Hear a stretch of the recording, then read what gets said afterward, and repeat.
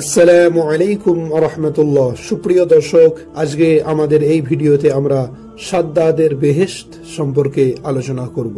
এই বেহেশত সম্পর্কে আল্লাহ রাব্বুল আলামিন নিজেই বলেছেন, সাদ্দাদ পৃথিবীতে এমন বেহেশত নির্মাণ করেছিল, পৃথিবীর আর কোনো বাদশা কোনোদিনই তেমন প্রাসাদ নির্মাণ করতে পারেনি।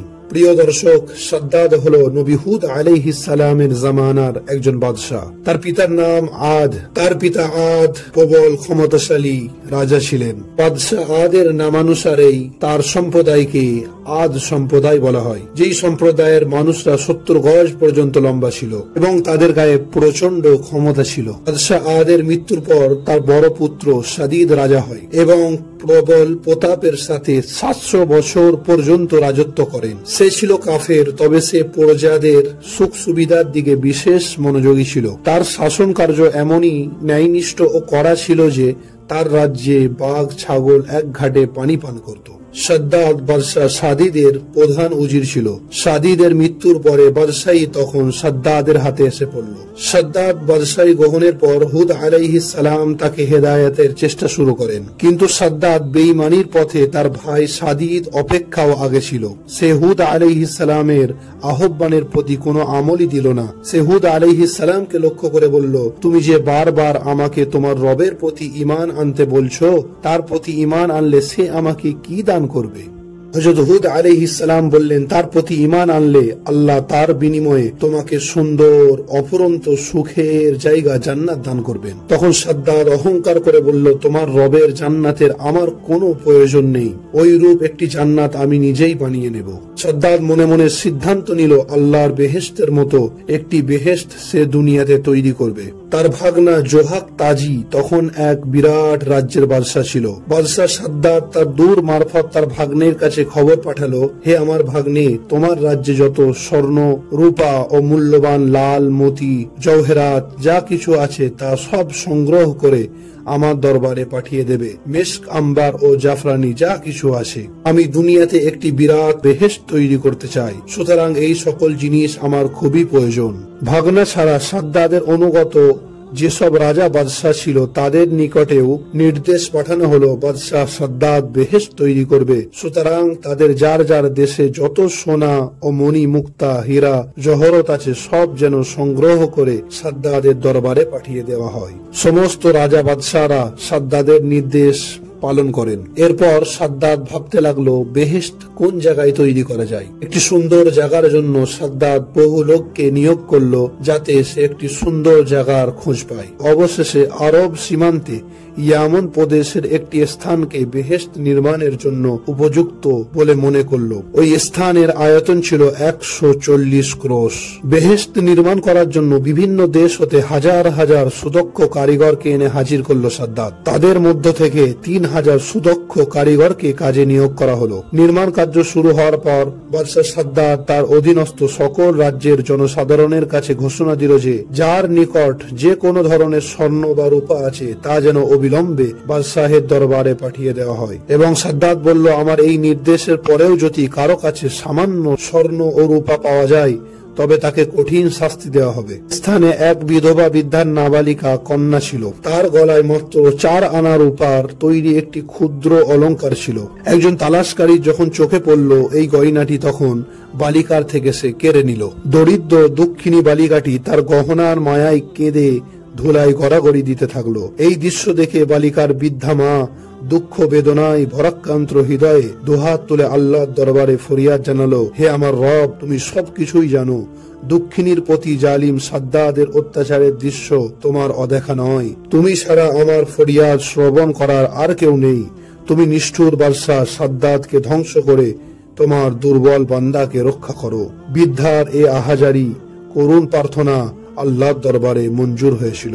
প্রিয় দর্শক, এদিকে বাদশাহ সাদ্দাদের বেহেশতের কাজ পুরোদমে চলছে। হাজার হাজার সুদক্ষ রাজমিস্ত্রি কারিগর লাগানো হয়েছে। সর্বপ্রথম বিশাল ভূখণ্ডের চতুর্দিকে 40 গজ নিচ থেকে মরমর পাথর দিয়ে বেহেশতের প্রাসাদের ভিত স্থাপন করা হলো। তার উপর স্বর্ণ ও রূপা দিয়ে নির্মিত ইট দ্বারা প্রাচীর দেওয়া হলো। প্রাচীরের ওপরে জবরজত ও জমররত পাথরের ভীম ও বর্গার উপরে লাল বর্ণের আলমাস প্রস্তর দ্বারা ঢালাই করে ছাদ নির্মাণ করা হলো এবং মূল প্রাসাদের ভিতরে অসংখ্য অট্টালিকা সোনা ও রূপার ইট দিয়ে তৈরি করা হলো। যেমনই বিস্ময়কর তেমনি অভাবনীয় বটে। সাদ্দাদের সেই বেহেশতের মাঝে নির্মাণ হয়েছিল সোনা ও রূপার দ্বারা তৈরি অপূর্ব গাছ।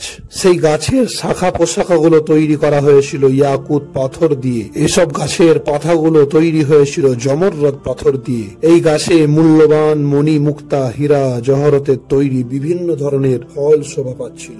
সাদ্দাদের বেহেশতে মাটির পরিবর্তে শোভা পাচ্ছিল মেশকে আম্বার এবং তার মেঝে তৈরি হয়েছিল মূল্যবান পাথর দিয়ে। এমনকি সাদ্দাদ মণি মুক্তা দিয়ে তৈরি করেছিল ঝর্ণা এবং সেই ঝর্ণা দ্বারা সবসময় দুধ, শরাব ও মধু প্রবাহিত করার ব্যবস্থা করা হয়েছিল।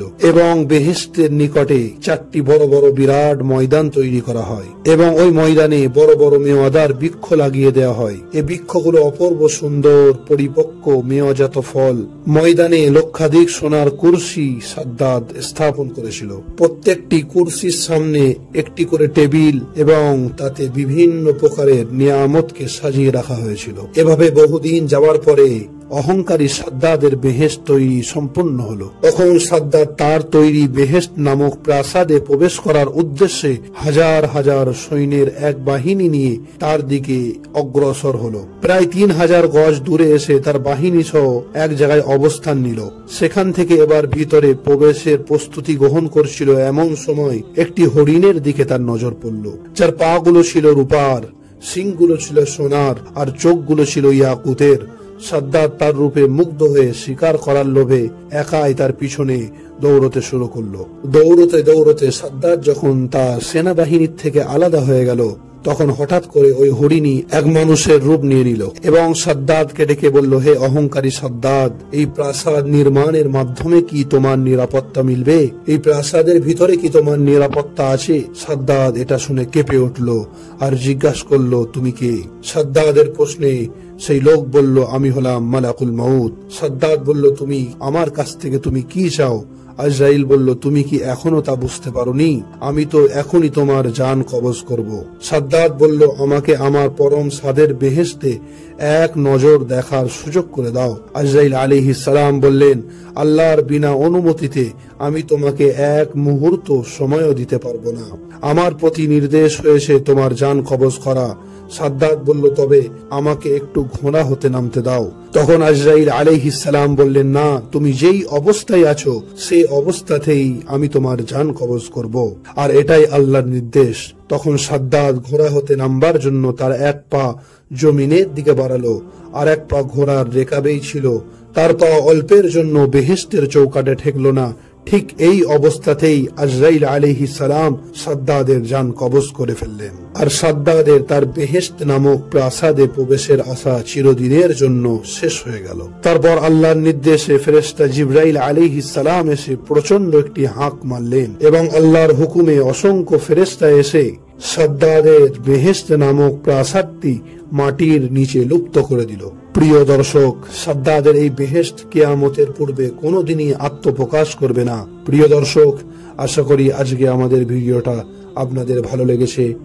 ভালো লাগলে আমাদের চ্যানেলটি সাবস্ক্রাইব করে আমাদের সঙ্গে থাকুন। আসসালামু আলাইকুম ওয়া রাহমাতুল্লাহ।